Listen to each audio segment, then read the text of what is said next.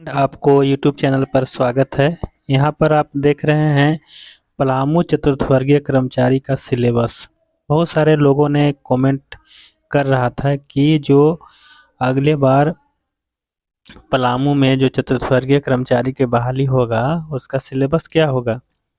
और आप सभी को मालूम है कि यहाँ पर जो कर्मचारी का जो बहाली हुआ था चतुर्थवर्गीय कर्मचारी का, वह ऐसा सुप्रीम कोर्ट द्वारा रद्द कर दिया गया है। लगभग आपको 355 के आसपास कर्मचारी का नियुक्ति भी हो चुका था, योगदान भी दे चुके थे और लगभग उतना ही कर्मचारी आसपास साइकिलिंग करके अपना काउंसलिंग करके नियुक्ति का इंतज़ार कर रहे थे, लेकिन उनका नियुक्ति नहीं हुई थी और वे सुप्रीम कोर्ट चले गए थे कि हमारी नियुक्ति होनी चाहिए, लेकिन वैसा हुआ नहीं। पूरी प्रक्रिया को सुप्रीम कोर्ट में रद्द कर दिया गया था और रद्द जो हुआ है उसका सबसे बड़ा कारण हुआ है कि जो विज्ञापन निकाला गया था उस विज्ञापन में कहीं से कोई सीट का जिक्र नहीं किया गया था, न किसी प्रकार के वह आरक्षण रोस्टर का जिक्र किया गया था, जिसके चलते सुप्रीम कोर्ट ने इसको रद्द कर दिया। उन्होंने कहा कि इस बहाली में भारी गड़बड़ी हुई है। पलामू में आपको चतुर्थवर्गीय कर्मचारी 1993 के बाद बहाली नहीं हुई है। आज 93 के बाद 2025 है। लगभग 35 सालों तक वहाँ पर कर्मचारी की बहाली नहीं हुई है। तो सीट काफ़ी हैं, सारे विभाग में सीट खाली हैं और कुछ लोग जो काम कर रहे थे, नियुक्ति हुई थी, उनका नौकरी समाप्त हो चुका है। तो जो भी कर्मचारी जो चतुर्थवर्गीय कर्मचारी की नियुक्ति होती है उसमें स्थानीयता का भी ख्याल रखा जाता है और उसके साथ परीक्षा होती है। तो अब देखिए, जो परीक्षा होगी उसका मुख्य जो सब्जेक्ट होगा गणित होगा, विज्ञान होगा, सामाजिक विज्ञान होगा। ये 3 विषय से आपको परीक्षा होगी। पिछले बार तो 8वां स्तर का परीक्षा हुआ था, लेकिन इस बार जो परीक्षा होगी वो आपको मैट्रिक स्तरीय होगी, क्योंकि आप 4th ग्रेड के लिए अनिवार्य योग्यता आपको मैट्रिक पास कर दिया है।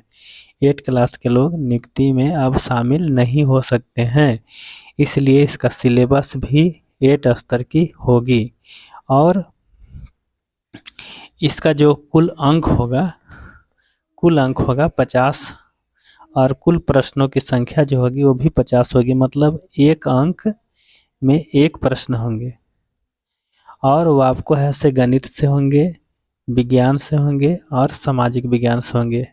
इसमें अंग्रेजी से परीक्षा नहीं होगी। तो ये 3 सब्जेक्ट है मुख्य रूप से और इसका सिलेबस बिल्कुल मैट्रिक स्तरीय होगा। अब देखिए, यहाँ पर है स्थानीयता पर अंक। 4th ग्रेड में डीसी का, उपायुक्त का अपना अधिकार क्षेत्र होता है कि हम अपने स्थानीय स्तर के लोगों को हम बहाली करें।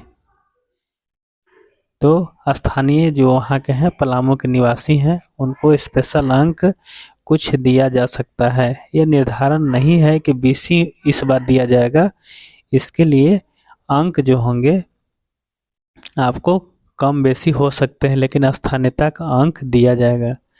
उसके बाद अनुभव होगा, क्योंकि बहुत सारे 4th ग्रेड में कैजुअल पर बहाली होता है। बहुत सारे लोग काम करते हैं और उनका एक्सपीरियंस होता है। उस एक्सपीरियंस के आधार पर आपको ऐसे अंक दिया जाएगा। मतलब ऐसा नहीं है कि 30 अंक दिया जाएगा, इसमें आपको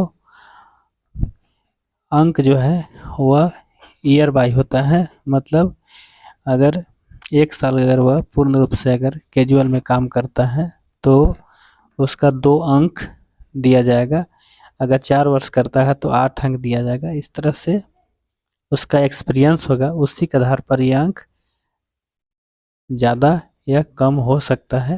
हालांकि इसका निर्धारण अभी नहीं हुआ है कि कितना स्थानीयता में अंक दिया जाएगा और कितना अनुभव के आधार पर दिया, लेकिन ये पूर्व में जो नियुक्ति हुई है उसके आधार पर हम बता रहे हैं कि 4th ग्रेड का लगभग पूरे राज्य में जो नियुक्ति हुई है उसका प्रक्रिया ही हुआ है। 50 अंकों की उसमें आपको परीक्षा हुई है और स्थानीयता और अनुभव दोनों मिलाकर के उसका मेरिट बना है।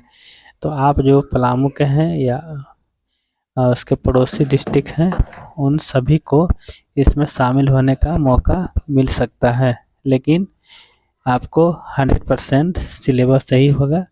गणित का, विज्ञान का और सामाजिक विज्ञान का होगा। इसमें अंग्रेजी के क्वेश्चन नहीं रहता है, रीजनिंग नहीं रहता है। इसके साथ और फिजिकली अनुभव भी ज़रूरी होता है, जैसे पुराने परंपरा के अनुसार उसे साइकिल चलाना ज़रूरी होता है। तो चलिए आज का वीडियो में इतना ही। अगर आप चैनल को सब्सक्राइब नहीं किए हैं तो चैनल को सब्सक्राइब अवश्य कर लेंगे, ताकि जो भी नोटिफिकेशन यहाँ से जाए आपको सबसे पहले आपको प्राप्त हो जाएगा।